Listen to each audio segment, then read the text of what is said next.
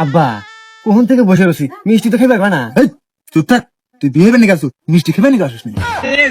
চুপ করে বস থাক।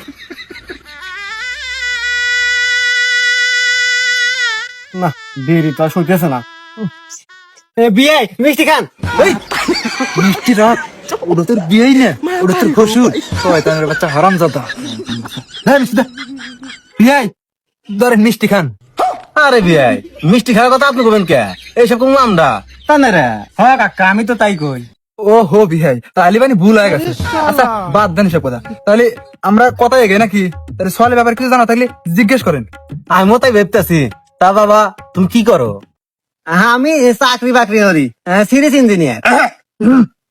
না মানে রাজমিস্ত্রি। তা বাবা তোমার ইনকাম কত? ইনকাম বেশি না, ওই মাসে 1 কোটি টাকার মতো। না না না মানে ওই সব বাচ্চাদের 5,000 টাকা থাকে।